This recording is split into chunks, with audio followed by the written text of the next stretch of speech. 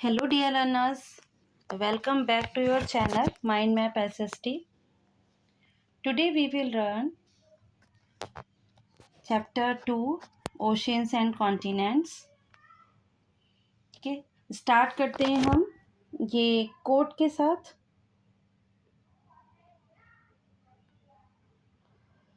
Ocean is everything. Ocean आपका सब कुछ है. It cover 7/10 of the terrestrial globe. इसने ग्लोब का 7% आउट ऑफ 10 में से 7% आपका कवर किया हुआ है. It breathes its breath is pure and healthy. इसकी जो एयर आती है इसकी तरफ से, वो जो हवा है यहाँ की, ये साफ़ और हेल्दी होती है ना. It is an immense desert where man is never lonely for he feels life stirring all around. इसकी जो मतलब यहाँ पे अगर कोई व्यक्ति बैठता है जाके, या मतलब हम लोग जब अकेला वहाँ बैठकर कोई व्यक्ति अकेला फील नहीं कर सकता. इसका जो आसपास का ऐसा एरिया रहता है, ऐसे साउंड्स आते हैं, इतना अच्छा लगता है कि आप वहाँ बैठकर अकेले फील नहीं करोगे. मूवीज़ में भी आप देखते हो कि जब किसी को अकेलापन फील होता है और सिटी में अगर है कहीं ओशन, तो वो उसके साइड में जाकर बीच पे बैठ जाते हैं ना. देखना अच्छा लगता है, मन को शांत करती हैं उसकी लहरें. The ocean is the vast reservoir of nature.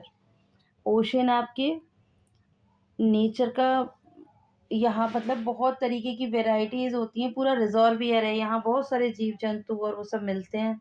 The globe begin with the ocean.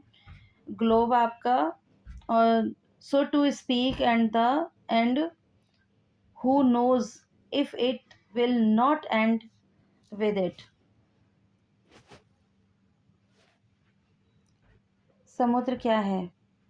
ये नेचर का बहुत बड़ा खजाना है ना.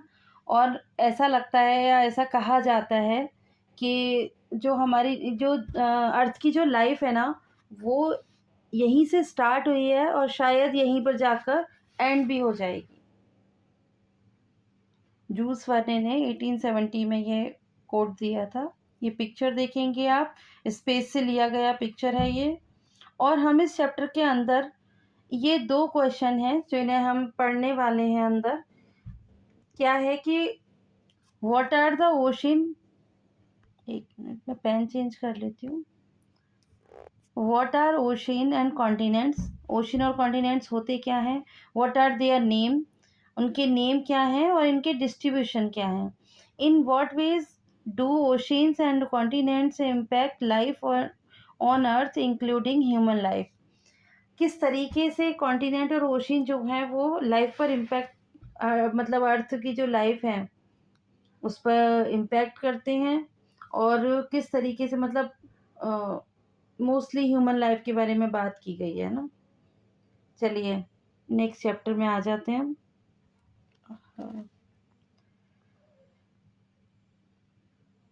हाँ जी, तो यहाँ से हम अगर स्टार्ट करते हैं,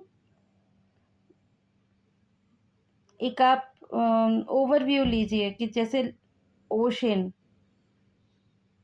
the largest water bodies we see on the globe are called ocean. सबसे ज़्यादा मतलब जहाँ पर बहुत ज़्यादा वाटर होता है, वाटर बॉडीज़, उसको हम ओशन बोलते हैं. और ये इसको रिप्रेजेंट, ओशन या वाटर बॉडीज़ को रिप्रेजेंट करता है ब्लू कलर. नेक्स्ट आ जाते हैं आपके बिग लैंड मासेस. जहाँ पर बहुत ज़्यादा लैंड मासेस होते हैं उस एरिया को हम बोलते हैं कॉन्टिनेंट. ठीक है, आपको एक पिक्चर के थ्रू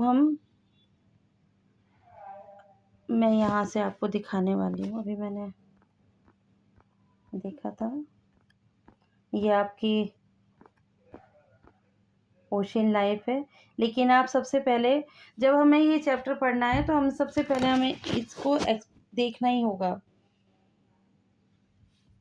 मैं देखिए, ये है हमारा लैंड मास से स्टार्ट करते हैं।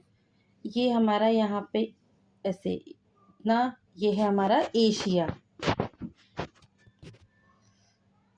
इसका नंबर 1। ये एरिया वाइज अगर देखा जाए तो एरिया सबसे बड़ा हमारा कॉन्टिनेंट है, लार्जेस्ट कॉन्टिनेंट। सेकंड है अफ्रीका, थर्ड है north America, fourth south Antarctica वो अमेरिका, अंटार्कटिका आता है हमारा 5th नंबर पर, जिसे आप नॉर्मल मैप में देख भी नहीं पाते हो, हल्की सी लाइन रहती है, देखिए कितना बड़ा है ना। 6 है यूरोप, और 7th है हमारा ऑस्ट्रेलिया। ये आप नंबर वाइज लर्न कर लेना, ये हमारे कॉन्टिनेंट्स के नंबर हैं, सॉरी हाँ कॉन्टिनेंट्स के ही तो हैं। नेक्स्ट है ओशियन, मैं इसको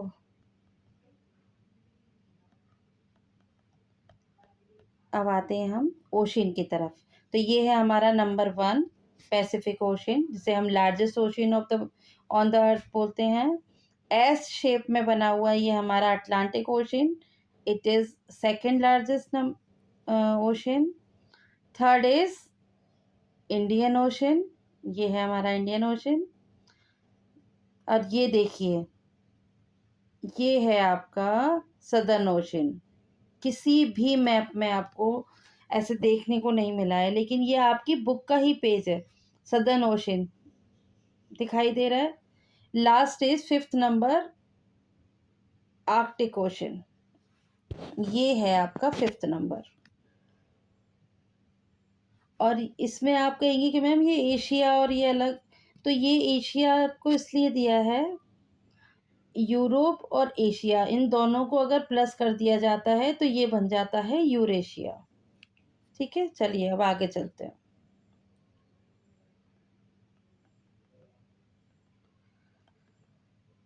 ओके,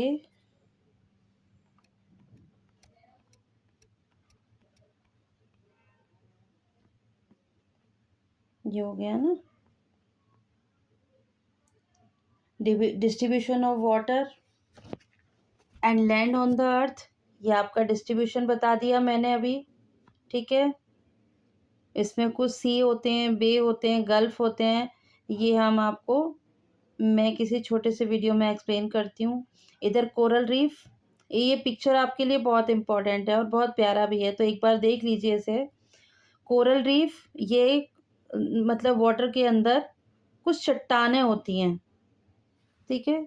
ये स्टारफिश, सी एनिमोन, ये आपके डिफरेंट टाइप की फिश है ये। इधर इसे आप जानते हो शार्क, जहाँ अगर डर की बात करनी है तो मतलब कहते हैं ना एक छत्र साम्राज्य, शार्क बहुत शार्प होती है, बहुत तेज, इससे बहुत डरते भी हैं लोग, शार्क आ गई। और ये है आपकी mother and baby sperm whale, ये दोनों साथ ही रहती हैं और एक दूसरे की जो मदर होती है ना, ये अपने बेबी की रक्षा करती है, बहुत उसे सपोर्ट करती है, केयर करती है। इधर आ गई है डॉल्फिन। डॉल्फिन को आप सबके साथ खेलना, बाहर निकलना, अंदर वापस जाना देखते हो ना, बार बार ऐसे आती है, फिर चले जाती है, फिर आती है। तो ये इसको खेलना और लोगों के बीच मतलब एक ग्रुप में रहना पसंद होता है। इधर आते हैं ये शैलो कोरल रीफ, ये बहुत जितनी आपको फिशेस दिख रही हैं ना, इससे भी कहीं ज़्यादा वैरायटी हैं। ये पानी के अंदर होती हैं और इनसे हम जो वहाँ का एरिया है, अंदर वाटर के अंदर की जो चीज़ें हैं वो बैलेंस्ड होती हैं। ये यहाँ के ग्रीन प्लांट्स हैं, छोटे छोटे से, इन्हें एल्गी बोला जाता है। और ये एम्परर पेंगुइन है, ये आपको बर्फीली जगह पर मिलेंगे जहाँ बहुत ज़्यादा आइस होगी वहाँ, क्योंकि इनकी जो ये स्किन है ना, ये काफ़ी मोटी होती है। और ये और इनकी काउंटिंग बर्ड में होती है, लेकिन ये रनिंग नहीं कर पाती हैं, वो सॉरी फ्लाई नहीं कर पाते हैं, दे कांट फ्लाई। और ये होता है हमारा सी टर्टल, बोनैर, बस ये इसे पानी का कछुआ बोला जाता है। तो आपका ये अगर हाँ, इसमें आपके कुछ चीज़ें हैं। On the other hand fresh water makes a very small proportion. हाँ जी, इस पैराग्राफ को आप पढ़ लीजिए। The ocean together hold most of the water available on the planet. अगर हम देखें कि हमारी अर्थ पर बोला जाता है कि 71% वाटर है और 29% अर्थ है, और फिर भी हम क्या आपको बताते हैं कि बेटा सेव वाटर, वाटर को सेव कीजिए हमारे, क्योंकि पानी खत्म हो जाएगा आगे जाके। ऐसा क्यों बोला जाता है? क्योंकि जो सी वाटर है ना, ये साल्टी है ना? Unfit for consumption by most land animals including human. मतलब ये जो सॉल्टी वाटर है ओशन के अंदर, सॉल्टी होता है, ये हमारे किसी काम का नहीं होता। इसे हम किसी यूज में नहीं ले सकते। और ऑन द अदर हैंड, वहीं दूसरी तरफ fresh water make up a very small proportion for the planet water resources.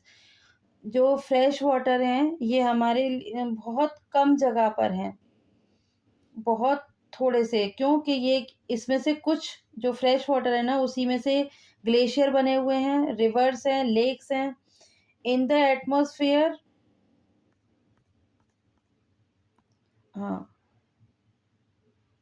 In the atmosphere and also underground the last is called underground water.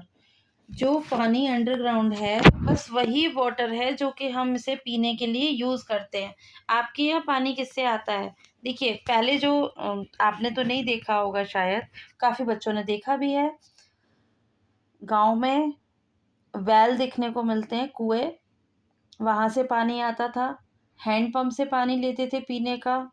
और लेते हैं हम कहाँ से? अब आज के टाइम में आपके घर समर होती है, समर ऑन किया और पानी, वो पीने का पानी है, लेकिन हम आप उससे सारे काम करते हैं घर में।